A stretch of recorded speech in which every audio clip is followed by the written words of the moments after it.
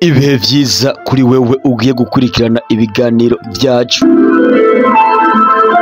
Kuri uyu munsi tugiye kuganira ikiganiro kivuga kiti umugabo w'umukene n'umugabo w'umutunzi. Twavyanka twavyemera ukuntu abantu baba abatunzi abanzi bakaba abakene, hari impamvu kanaka uko vyagenda kose. Ariko rero izi impamvu ya mbere ishobora kuba ari uko uyu muntu kumbure ari Imana ibigomvye, ariko nanone Imana ishobora kugomba ko umuntu aba umukene mu buryo bumwe canke ubundi, akenshi na kenshi bivuye ku byo wenyene ubwiwe yigeze gukora, biriko bimubera nk'ingaruka, canke se Imana ikaba ibona neza na neza ko uyu muntu hamwe yoramuka abaye umukire canke se akaba umutunzi hari bitogenda neza. Byumvikana neza rero yuko naha abari umuntu ubwiwe bivuye ko nubwo akenshi uyu muntu ashobora kutabimenya impamvu biriko biraba, ntamenye yuko ari we ubwiwe bivuye ko yaba ari ingaruka z'ibyo yigeze gukora kera, cyangwa se yaba ari uko hari imitwarire afise. Imana ibona neza ko amwe yoramuka imuhaye amafaranga uyu muntu yoyononekara, ubuzima bwiwe butogenda neza. Ikindi gihe bishobora kuba amakosa wowe ubwawe ukora bigatuma udatera imbere, nko kutamenya kuziganya n'ibindi. Uyu munsi rero tugiye kuganira igitandukaniro cyangwa se ivyumviro uzosangana umuntu uzoba umukire cyangwa se umukire, n'ivyumviro uzosangana umuntu utazoba umukire cyangwa se umukene. Ubu rero uri buze kumva wisangana ivyumviro biri kuri umukire, byumvikana cyane yuko uzoba umukire, ahandi ukaza kwisangana ivyumviro biri ku muntu w'umukene cyangwa se azoba umukene, aho naho uzibuze kuba ufise amahirwe yo guhindura. Niyo mpamvu rero usabwa kubana natwe guhera ubu ku ntango y'ino video kugeza irangiye. Reka ndakwibutse ko jewe uri kurumva banta Elise Sinze twagiye. Reka nibaze ko umaze gukanda subscribe kugira ngo ujane nanje. Reka ndanashimire abantu muguma mukanda subscribe, tugomba twagure umuryango kandi uriko uraguka, aho tuzora tuganira ibintu byinshi bitandukanye ndetse ibyiza biri imbere. Umugabo w'umukene n'umugabo w'umukire, aba bagabo bose baba bafise ukuntu bakunda amashuri, muri make bakunda ukwiga, ariko bagatandukanira impamvu batuma biga cyangwa se imvo zituma abana babo babashira ku ishuri cyangwa se bo ubwabo biga ziratandukanye. Yaba umugabo ukenye yaba n'umugabo utunze, bose baba bakunda ikintu bita ukwiga, bose baba bifuza yuko abana babo biga, ariko bagatandukanira ku mpamvu zituma abana babo babashira ku ishuri cyangwa se ku mpamvu zituma barungika abana babo kwiga, nk'uko turi buze kubibona mu kiganiro ko kiri buze kugenda gikurikira. Muri make yaba umugabo w'umukene cyangwa se umugabo w'umutunzi, aba bagabo bose baharanira ko abana babo baja ku ishuri, ariko uri buze kubitahura, uri buze kumva impamvu abagabo bose ubwo bafuza ko abana babo baja ku ishuri haba hari imvo zitandukanye. Umugabo w'umukene aba abona ko amafaranga ari intango y'ibibi byose, mu gihe umugabo w'umukire wewe aba abona yuko amafaranga ariyo atuma umuntu adakora ibibi cyangwa se kubura amafaranga ariyo ntango y'ibibi byose. Muri make nimba uri umuntu ubona yuko ukubura amafaranga ari intango y'ibibi byose, uri mukuri, ariko uri mu nzira y'ubukire. Ariko kandi nimba ubona yuko ukubana amafaranga cyangwa se ukugira amafaranga ari intango y'ibibi byose, naho uri mukuri, ariko uri mu nzira y'ubukene. Ucaje kuvuga iki? Ni ukuvuga yuko kuba umuntu abona yuko kuba adafise amafaranga aribyo vyiza kuko yoba afise amafaranga aba ari mukuri, kandi kuba umuntu abona yuko kuba afise amafaranga aribyo vyiza kuruta uko yoba adafise amafaranga, naho aba ari mukuri. Uri buze kubitahura, kuko buriya umuntu ashobora kuba afise amafaranga akitwara nabi cyangwa se bikamubera intango y'ukonona ubuzima bwiwe, bigatuma ahubwo akora ibyaha bitandukanye, bigatuma akora ibibi bitandukanye kubera ayo mafaranga. Byumvikana neza yuko ushobora kugira amafaranga bigakunanira kwitwara neza, bikarangira ayo mafaranga akubereye intango y'ibibi byose. ariko kandi ntibereraho.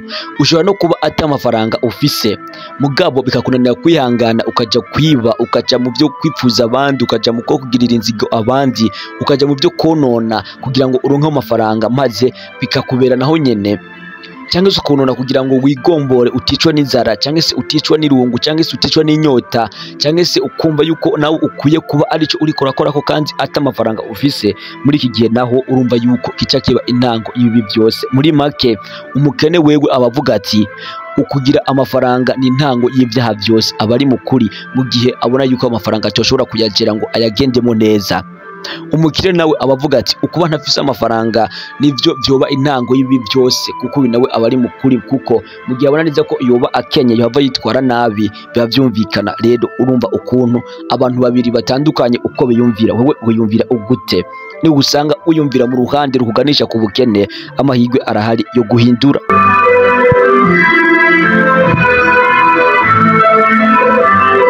Umugabo w'umukene abwira umwana wiwe ngo ni wige kandi wige cyane. Uyu mwana ashobora kwiga akagera kure, akamara amashure, akamara amadoktora, akagera kure cyane mu byo kwiga, akaba n'umumetre, akaba umuntu akomeye. Ariko kuzoba umukire ukomeye, kuzoba umuntu ufise amafaranga menshi bikagorana, kuko ku ishuri mu byo bigisha ibijyanye n'ivyigwa nyene bisanzwe, amafizike n'ibindi, ntabwo bigisha uburyo umuntu yatunga amafaranga, ntabwo bigisha umuntu ukuntu yagwiza amafaranga. Niyo mpamvu nubwo wakwiga, wiga ukuntu wakorera amafaranga ukayinjiza nk'umushahara, ntabwo bakwigisha uburyo wakora ukorera amafaranga uyinjiza mu nyungu zawe muri business zawe. Muri make wiga ukuntu uzokorera abandi, ntiwiga ukuntu uzokwikorera. Niyo mpamvu umuntu w'umukene cyangwa se umugabo w'umukene abwira umwana we ngo iga kandi wige cyane, uri buze kubitahura hepfo. Kuko umugabo w'umukene azokunda kuvuga amajambo arimwo icyo no kwita ukwigombora.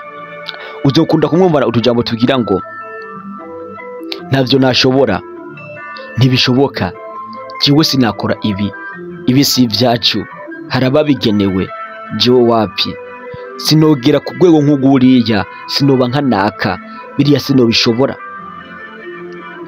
Ariko abagabo b'abatunzi cyangwa se nawe yoba ataratunga, umugabo uzoba umukire, uzoba umutunzi, uzomwumvana amajambo akomakomeye avuga ati mbega nobikora gute, nobigenza gute kugira ngo mbe nkanaka, ni gute nakora kugira ngo bikunde.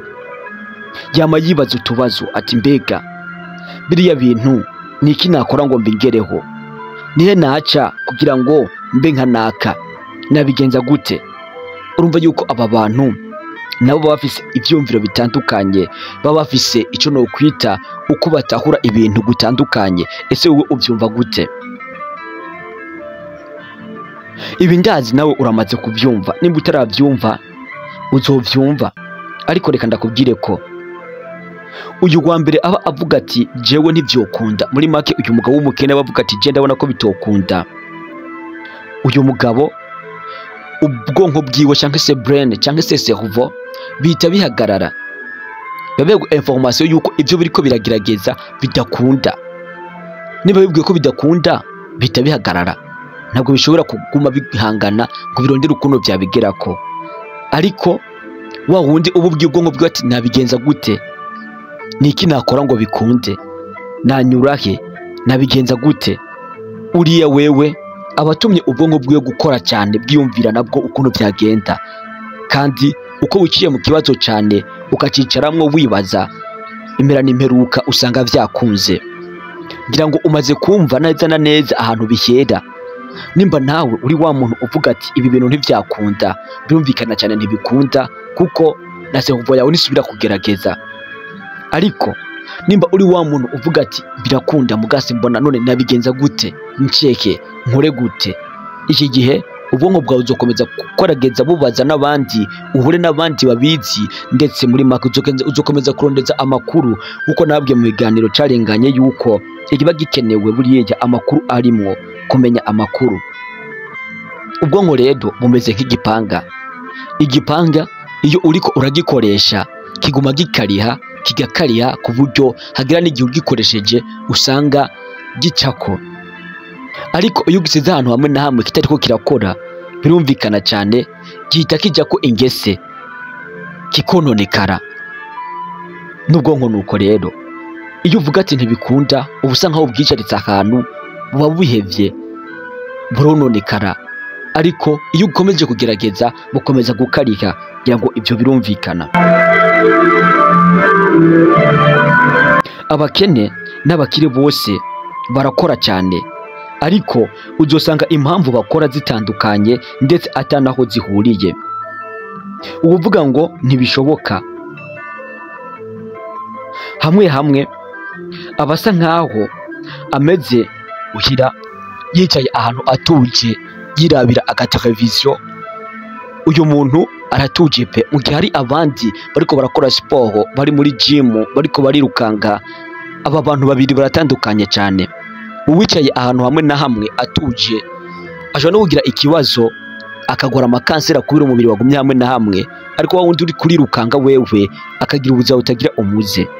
Urumva yuko muri iki gihe rero hari itandukaniro rinini cyane. Umugabo umwe aba yidoga ko impamvu adatera imbere kumbure ari uko yako amataxi menshi, mu gihe umugabo wundi wewe aba abona yuko nubwo yako amatagisi menshi agomba gukora uko ashoboye kose akarondera cyangwa se akarondera uburyo yakunguka ngo ayo matagisi atanga yaboneke. Urumva yuko rero haba hari itandukaniro rikomeye cyane hagati y'aba bantu babiri. Ese wewe uri mu ruhe ruhande? Uherereye hehe? Uba wumva yuko ibintu byose byanse ari ukubona yuko umenga ntibishoboka, cyangwa se ukomeza kugerageza? Wavyanka wavyemera ivyiyumviro tuba dufise cyangwa se uko dukura twiyumvira biva aho twakuriye, cyangwa se biva ukuntu twakuze nabo twakoranye, ariko birashobora guhinduka. Umugabo ukenya abwira umwana wiwe ati iga cyane umare amashure uzokorera ikigo gikomeye uhembwe amafaranga menshi. Bitandukanye cyane n'umugabo w'umutunzi we abwira umwana wiwe ati iga cyane uzoshinga company cyangwa se uzoshinga ikigo gikomeye uhembe abakozi guhiza amafaranga menshi uhe n'akazi abagakeneye.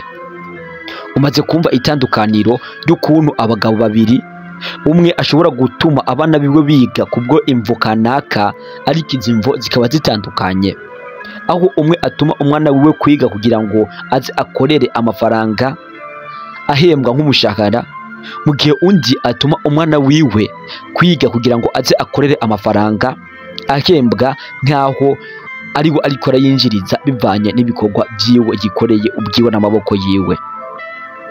Umugabo umwe abwira umwana wiwe ati impamvu nkenye nuko nari mfise wewe umwana wangoye kurera nakoresheje amafaranga menshi. Mu gihe undi abwira umwana wiwe ati mwananje impamvu nabaye umutunzi nuko wowe ubwawe wambaye hafi ukanera intege zo gukora cyane.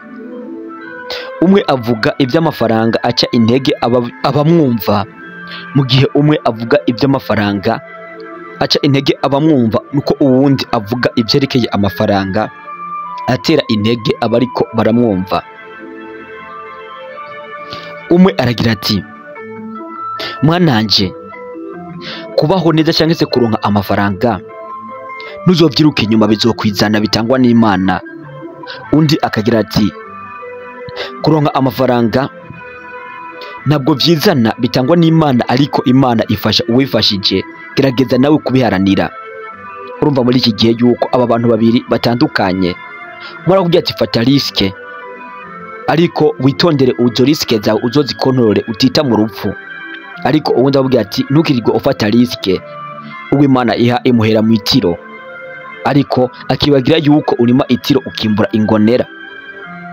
Umwe aba yizera ko kubaka inzu y'ukubamwo nziza cyane irenze ari ubutunzi bukomeye yishimira, mu gihe undi aba abona ko kandi akanizera ko kubaka inzu ari inshingano kuko bitegerezwa gusa atabwo ari ubutunzi, akabona ko n'uwizera yuko kubaka inzu ari ubutunzi bukomeye aba afite ikibazo, aba ashaka kwemeza abantu. Ntukabeho ubuzima bwo kwemeza abantu, ahubwo baho ubuzima ubona yuko bukenewe ushoboye. Umukene we yama yibwira ati ntibikunda ko naba umukire, mu gihe umukire yama yibwira ati jewe ndi umukire kandi ngomba kuzoba umukire, nubwo yoba ataraba umukire cyangwa se ibintu byaba bitaragenda neza nk'uko avyifuza, ariko akomeza kwiyaturira ko amajambo meza ndetse no muri we akabona neza ko bizogenda neza, akanavuga ati sinzigera mba umuntu uciriritse. Umukene aba yibwira ati jewe ntabwo nitaye ku mafaranga cyane, kandi amafaranga nta nubwo ari ibintu birenze arasanzwe. Mu gihe umukire we aba avuga ati amafaranga ni buri kimwe, amafaranga niyo akora cyane, niyo akora ibintu byose. Aho ugiye hose kandi bakubaza amafaranga, mu rusengero hakenewe amafaranga, mu rugo hakenewe amafaranga, mu rukundo hakenewe amafaranga, muri buri kimwe hakenewe amafaranga. Atamana nta mafaranga, atamafaranga ubuzima buragorana. Niyo mpamvu rero ukwiye kwama wita ku kuntu ukorera amafaranga. No God no life, atamana nta buzima. Ariko mu bintu bituma amafaranga akundwa nuko amafaranga nayo ariyo akemura ibibazo byinshi by'abantu benshi batandukanye. Wowe rero wumvise ikiganiro cy'uno munsi, reka nizere ko uzi neza uruhande wisanzemwo. Nimba wisanze mu bantu biyumvira nk'abakire, congratulations. Ariko nimba wisanze mu bantu biyumvira nk'abakene, wihangane, ariko birashoboka yuko wahindura ivyumviro byawe ukabiganisha mu biyumvira nk'abantu bazoba abakire cyangwa se bazoba abatunzi. Ariko kandi ubwo ukunda amafaranga kose, uzokwame umenya neza yuko amafaranga bidakuraho yuko ashobora kuba intango y'ibibi byinshi cyangwa se y'ibibi byose, mu gihe nyeneyo adashoboye kugitwara ko neza cyangwa se kuyakonorora. Reka ndagushimire rero wewe ubaye natwe muri iganiro, reka ndakwifurize ibihe byiza mu byo uri kurakora. Reka nibaze ko uri umwe mu bamaze ukanda subscribe, ndanagushimire cyane. Ariko kandi niba utari wabikore, reka uhite ubikora. Reka ndakubwire ko Joe banyita Elise Sinde, muri kumwe buri munsi mu biganiro byinshi bitandukanye. Ciao ciao.